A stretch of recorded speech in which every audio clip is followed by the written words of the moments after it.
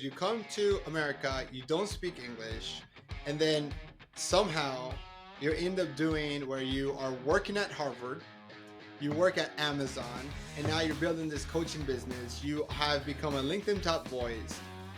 You're constantly going viral for the amazing content. You've amassed over 200,000 followers, and you do it in the most genuine way possible.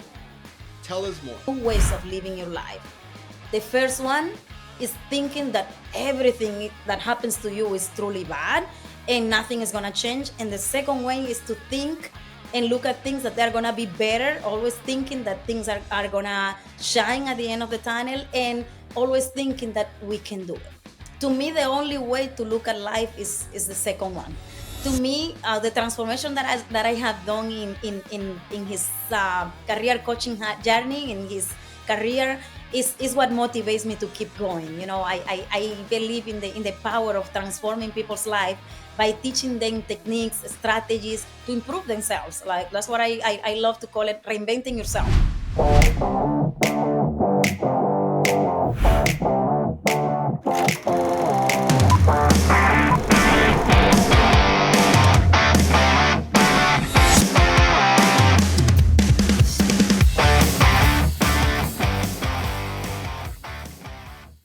Welcome to another episode of the How to Get a Job podcast. Today, we have an amazing episode and an amazing guest. We are talking with Elvi Caperonis. She helps tech professionals pivot into PM and TPM roles, making six figures and more. And she has an amazing story and amazing experience. I've had the privilege to know Elvi and work with Elvi for the last couple of months, and she is incredible. She's motivating, but not only motivation of like it's going to last you for 1 hour and then you're going to move on with your life. No, motivation that actually sticks and makes you want to change your actions so that you can get different results. So, Elvi, welcome to the show. Thank you so much, Daniel. I'm so excited to be here with you and Ellie. Thank you so much for having me. It is my pleasure. And back to you. I'm so inspired by you.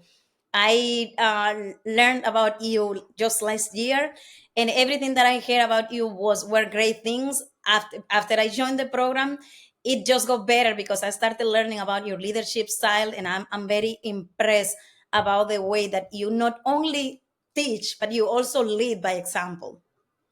No. Elvi, don't make me cry over here. Seriously, I generally try to be the same person that I am in my personal life, that I am at work, that I am like it's all about to me. I'm really big on relationships, really big on like to your point, leading by example. I think that's a really important thing, especially as coaches, because as coaches we say a lot of things, right? And it's to me I've been like one of the phrase of like never meet your heroes, of like you are following someone, you're reading their content, and then I've been burnt in the sense of like I think this person is this way because they write this content, and then when you meet them in person they do the opposite of the content, and it's like damn, like that's not.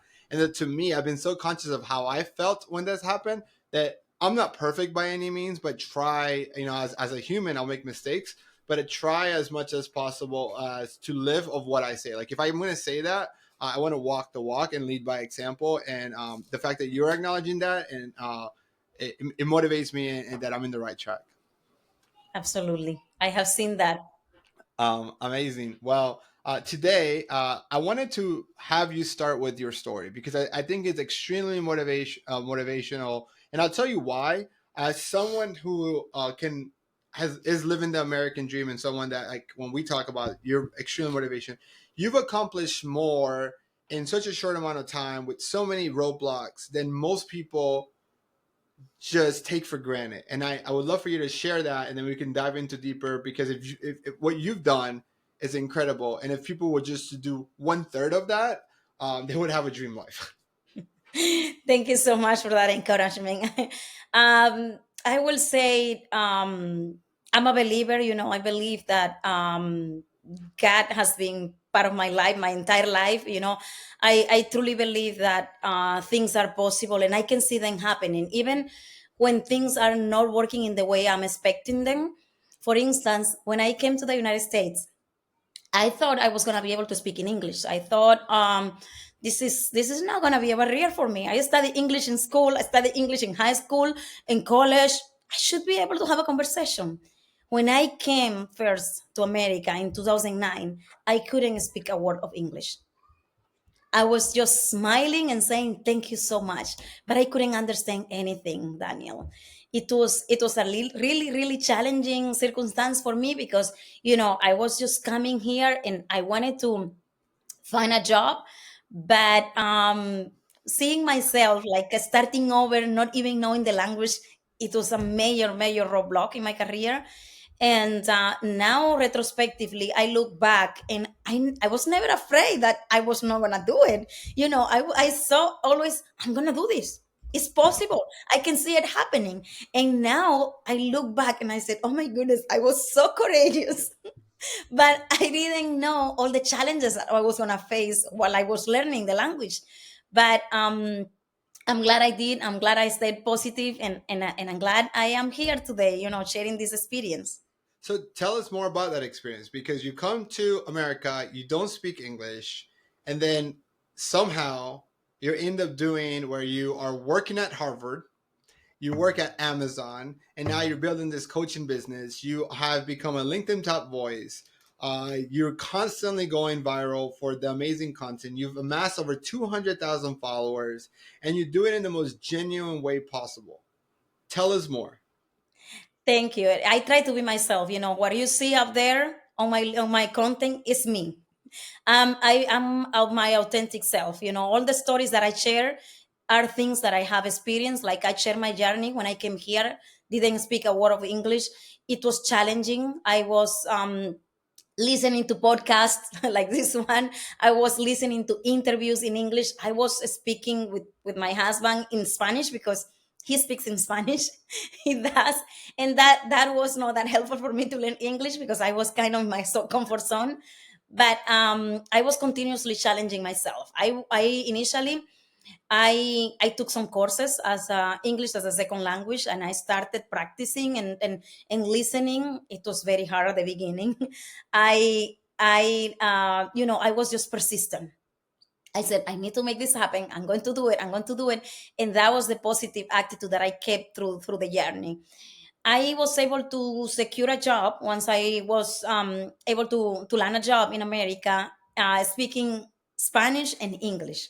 So that opportunity was at Banco Santander in Boston, Massachusetts. And as I was polishing my English, I had the opportunity to work in Spanish.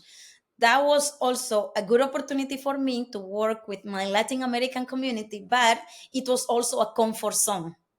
I was in my comfort zone because I was with people that were speaking my same language, similar culture, and I was very comfortable at that job. That was like 1 year and a half.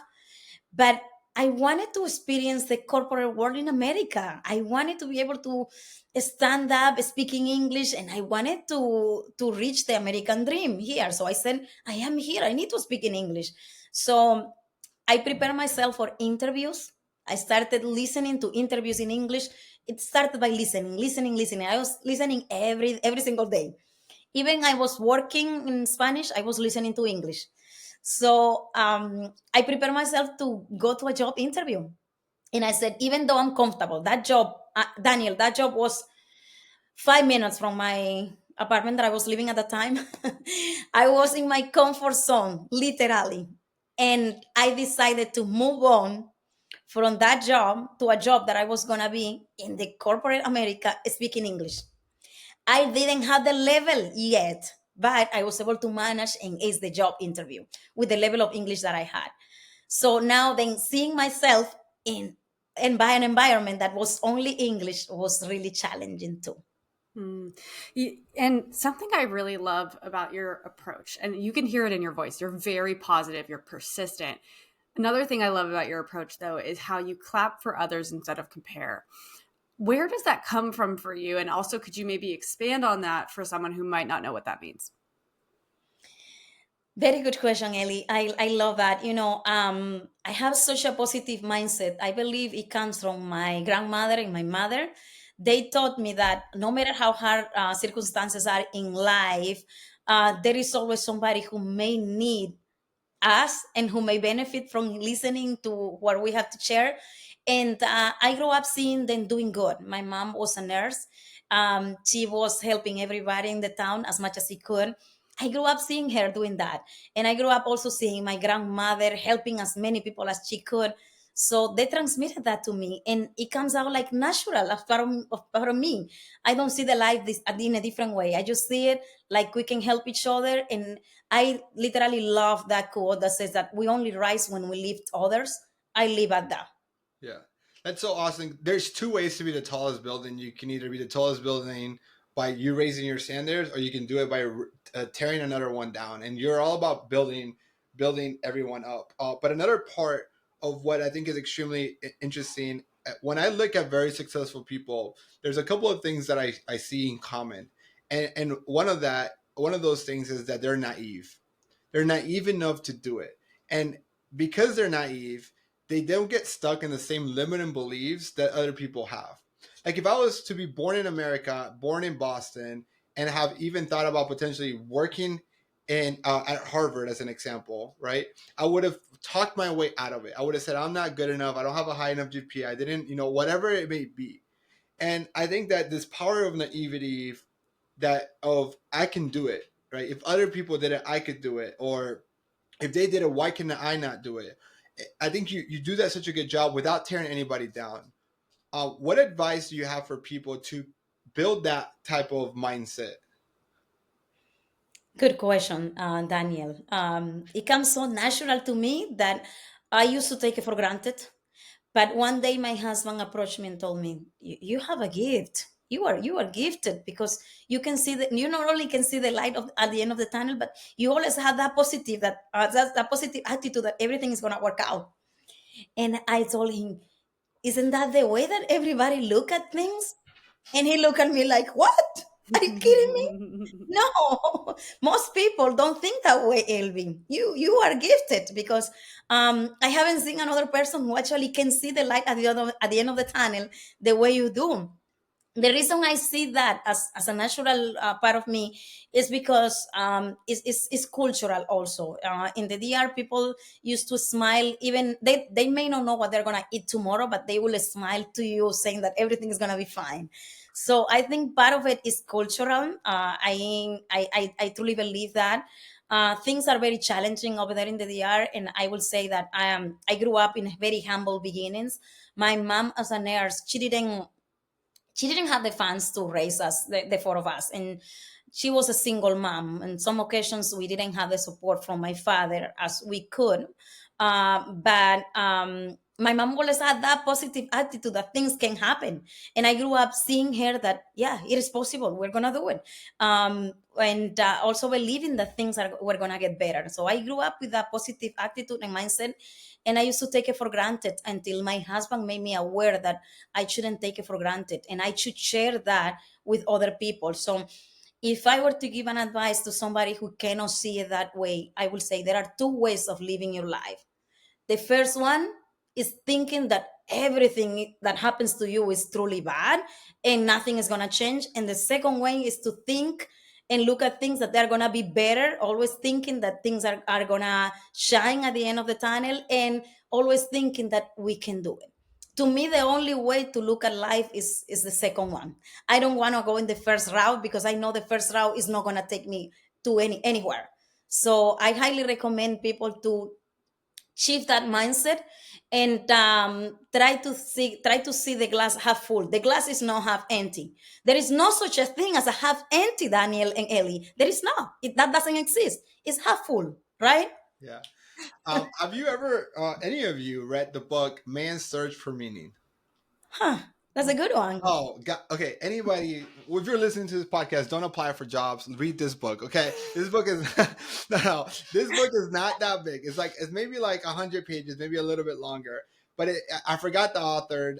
But if you search "Man's Search for Meaning," it is a psychologist who was Jewish during the Holocaust, and he was in a bunch of camps, and he was essentially writing his experience about being in it and understanding like decisions of like, okay, half of you go right, half of you go left, and randomly the people that went to one way went got exterminated, and then the other ones survived, right? And he would say, essentially, he was a psychologist. He was also a medical doctor. He had all these degrees, but he was talking about his experience there. And one of the biggest things that I took away from that is that there's internal locus of control and there's external locus of control. That's actually he talked about it, and he said that the people that had an internal locus of control, meaning like I control, even though they had no control over if they went right or left, right, were the ones who survived and were able to make it, because there were so many people who had external locus of control, meaning that they everything that happened to them was outside of their control. They would say, I had a dream that we were going to get rescued by December 15th, right? And because it was external, rescued. And December 16th came and they didn't get rescued. The next day, they will die in their sleep. Like the mind is so powerful that they would die in their sleep because they had this conviction that someone else was going to rescue them, and then when no one rescued them, that they had lost all hope to the point where their body shut down and died. Versus the people that had hope is like, I can only control what I can control, and I can't control if somebody rescuing me tomorrow, but I can control if I'm alive tomorrow for me to be rescued. And it was incredible, obviously, because it was like one of the harshest situations that you can ever be. But this is like the way you think about the world is you have such an internal locus of control. It was like, hey, I don't control the situations in DR, but I do control how I smile to the person, right? And I love that so much because that also like kind of like now pivot this in the conversation to job searching. You can't control like if the hiring manager ultimately interviews you or not, but you could do your best at preparing for your application, networking. You can control the controllables, and if you do that, the odds of you getting the interview and getting the job are going to be much higher. Amazing points, Daniel. And I was going to say that when you think positive, you send signals to your brain. And the more you think in a positive way, the more cells, those cells multiply themselves. And then it becomes so powerful because I truly believe that we send that energy back to the universe. And this is what we get back to us, multiply exponentially, right? Absolutely. Yeah. Ellie, I'll let you take it from here. Yeah, I think one thing that I'd love to hear from you is a little bit more about some of your success stories. You have a lot of client success stories. I'd love to know, is there maybe one that stands out to you that you'd want to share with us that maybe our job seekers who listen to the podcast can take away from and maybe apply to their own job searches? Great point. And I will recall my first client, and it touches my heart every time I think about him. I'm not gonna disclose his name because I know he's very private, and I wish I could, but he's on my profile. He gave me one of the best testimonials, so maybe people can go and see.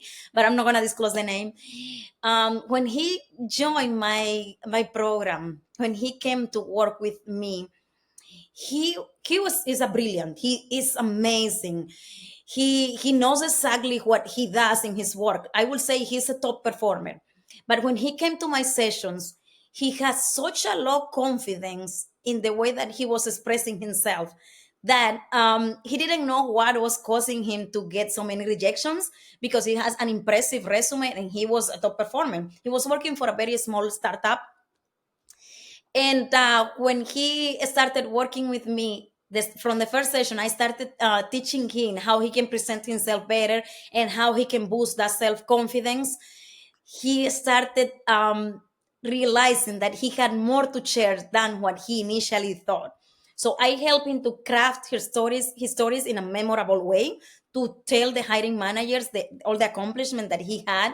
I taught him how to master the STAR framework to give insightful answers, and he was very surprised that that even exists. He didn't know how to put it together. So that was transformational in his career, to the point that he went from about barely 100 and something to get an offer 200 plus k.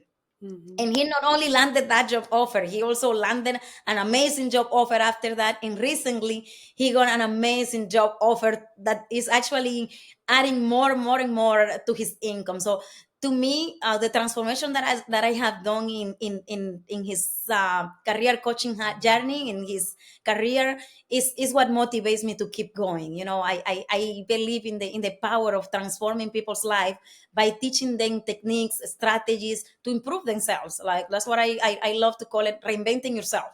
I help my client to reinvent himself. Very cool. That's amazing. So, Elvi, question for you regarding you help tech professionals pivot to a PM or TPM roles. Tell us more about that. My career, I joined Harvard University as a techno-functional analyst.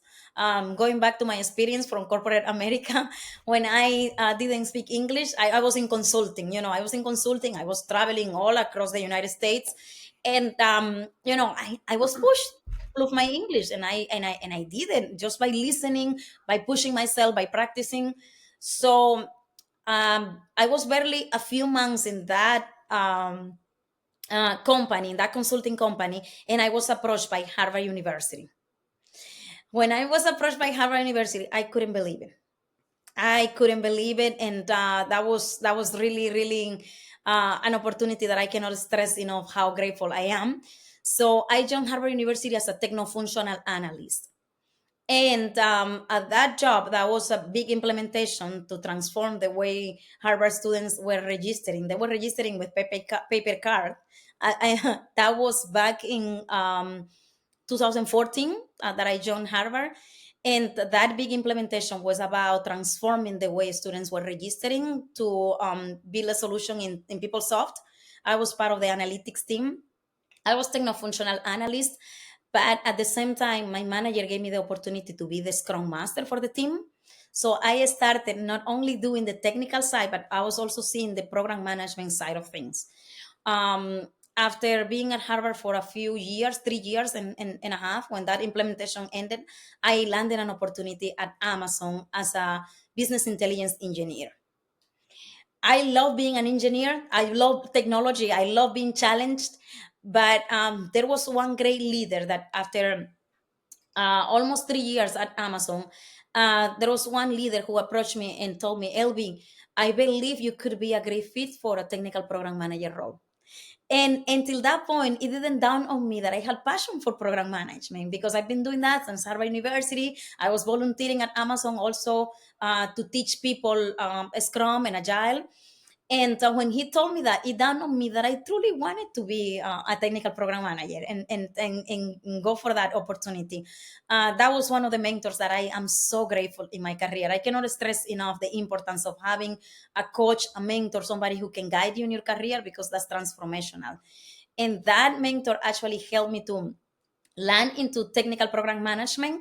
Having that journey, Daniel, to answer your question, to pivot from being an engineer to being a technical program manager is a path that I wish I would have had a coach to support me in that. So now I'm teaching people exact the framework that I learned by transitioning from engineering into technical program management.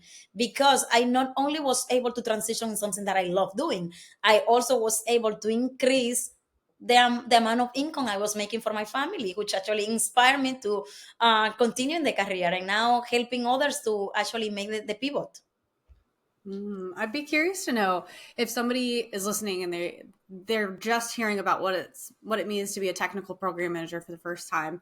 What should they do next if this is piquing their interest? Where should they go? What should they do? Good question. I typically recommend people to assess what they enjoy doing. I help. One of the things of my program is clarity. Sometimes we don't know what we want to do. I don't know. I will say if you enjoy technology, if you have passion for helping people and delivering results, if you have passion for guiding things, because you need to lead without authority as a technical program manager. So I will say if you fit into this criteria, you probably will be a great TPM. If you also have a background in computer science, I will say the best way to get started is to gain clarity if this is a role that you will be a good fit in, because that's very important to determine whether you'll be successful in that career or not. Right, absolutely. Because if you like it, you'll be more engaged. And if you're more engaged, you'll do better. And if you do better, then you'll get promoted and you'll have a happy life because you also enjoy your I career. love So, it. yeah, that's why clarity is so important for sure. I love that, Ellie. Yeah, Yeah. that's exactly what it is. I will recommend people to gain clarity. If this is a role that is aligned with your values, your expectations, your career goals, definitely go for it. If not, probably there is other career more aligned to what you're looking for. But gaining clarity is very, very important. Absolutely. That's the first step, actually. Mm-hmm. Elvi, you mentioned the power of like a good boss, a mentor, and a coach. What should people be looking for when looking for a mentor, coach, or a coach, or both? Another great question, Tad. The first thing that I look if I were to be looking for a coach is somebody who has a track record of delivering results for others.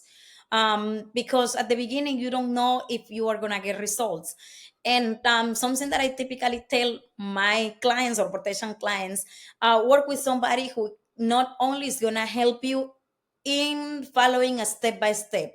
Work with somebody who is going to help you in the transformation that you need in your career, because it's not the same to work on a career program that is just a step-by-step system than working on a career or with a career coach who is actually helping on the any transformation. I truly believe the power of working on the transformation. There is no one size fits all. I will always say that we always need to customize our programs to the person we are delivering results to, because everybody may have similarities but also we have differences, right? So I will say look for somebody who can help you on the transformation with track results, and somebody that actually guarantee results. It's so important. I tell my clients, I will work with you until you see results. I'm only successful if my clients are successful, Daniel. Yeah. And I'm so inspired by you. I have to say that right here because you inspire me to build the mindset even further. I had it before, but you reminded me that it's very, very important that we take that seriously. We're only successful if our clients are successful. Yeah. Thank you for sharing that. I've been thinking a lot about coaching, right? In the last couple of months, more than anything, and what makes a good coach and a bad coach, right? And um, I think that a lot of times we think that a good coach is someone that has really good strategies. And I think the problem is that good strategies are becoming a commodity, especially with ChatGPT, because like you can essentially within 5 seconds get ChatGPT to give you strategies, and it's not strategies that are going to ultimately get you successful. You need that. You definitely need the right strategies. Education is a shortcut, but I think more importantly is how are you getting those strategies, and how are you being supported in the execution of those strategies, and how are you being held accountable to executing those strategies.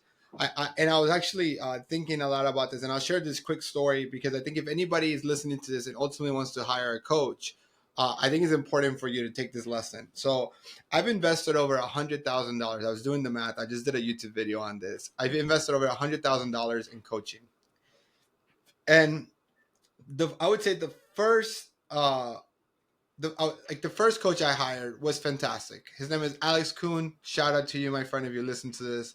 Um, and he was the one who really helped me have a price accordingly. So we talk a lot about pricing accordingly.